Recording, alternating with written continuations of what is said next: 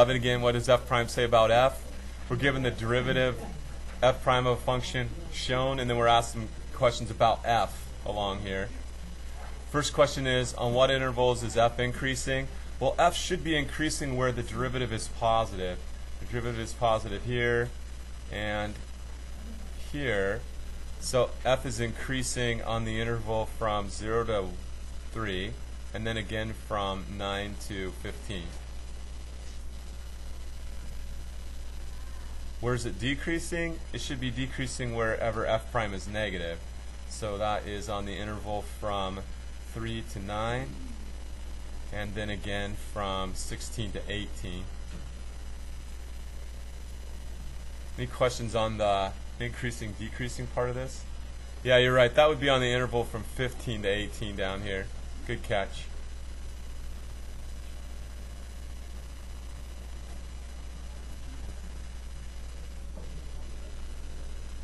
Alright, let's go on to part C, where we're asked to find where does it have a local maximum.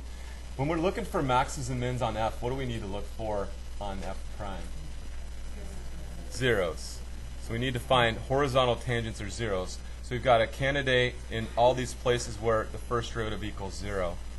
And so let's just look at what happens. The first derivative goes from positive to negative around this 0. First derivative goes from negative to positive around this 0, and from positive to negative around that 0. So on the graph of f, the slope goes from positive to 0, and then it goes negative. So that looks like it's a maximum value. On the graph of f, the slope at around 9 goes from negative to 0, and then positive. That looks like a minimum value. And on the graph of f at 15, the slope goes from positive, increasing, to 0, and then negative. That's another maximum. So where are the maximum values? At x equals 3 and x equals 15, we should see maximum values.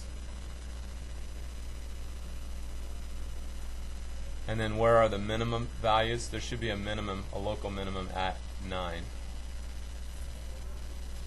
Any questions here?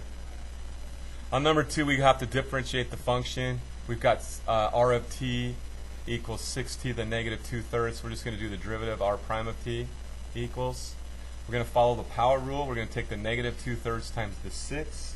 Negative 2/3 times 6 is negative 4. We keep the t, and then we reduce negative 2/3 by 1. So if we take negative 2/3 minus 1, that's the same as negative 2/3 minus 3/3, which is negative 5/3. We can just stop right there. Any questions here? Number 3, we're supposed to differentiate the function. We agreed that we were going to stop early on this one and not try to do too much cleanup on it, especially with the amount of space we had.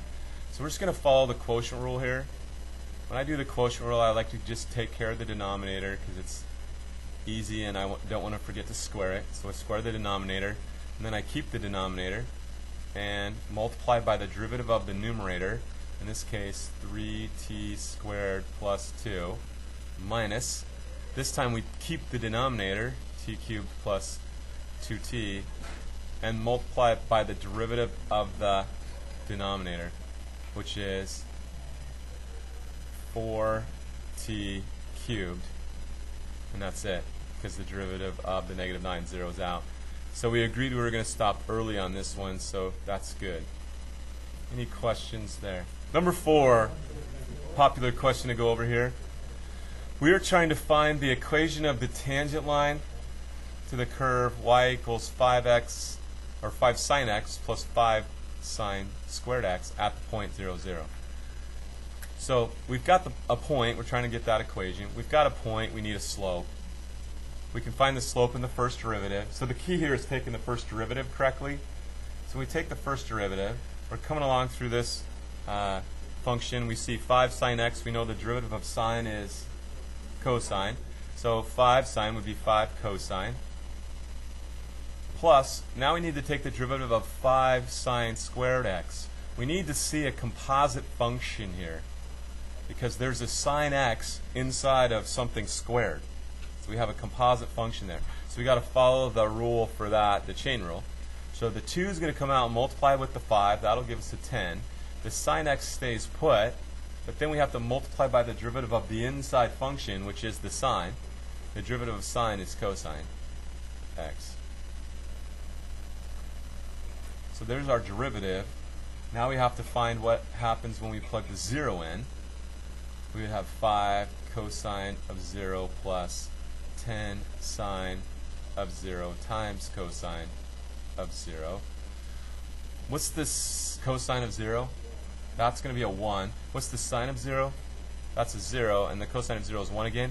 So this last term is just going to zero out, right? Because it's 10 times 0 times 1. So that whole thing is going to zero out.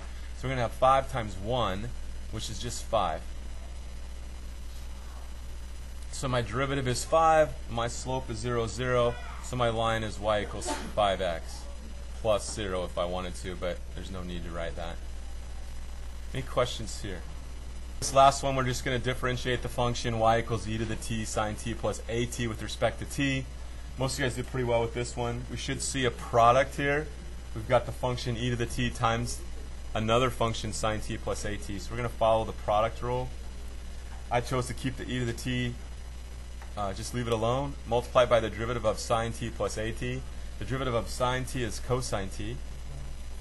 And the derivative of at is just a. Let's treat the a like a constant. So the derivative of 5t would be 5, so the derivative of at is a. Plus, this is where a lot of people messed up. They put a multiplication here instead of a plus. Plus, now we take the derivative of the e to t, which is this e to the t, times the sine t plus at. That one stays where it is. You could stop here. I went a little bit farther. I just took out an e to the t. So if I take out an e to the t, I've got a cosine t plus a sine t plus an at plus an a is the order I chose to write those in. Either one of these is good enough. What did that have to do with the change? Questions?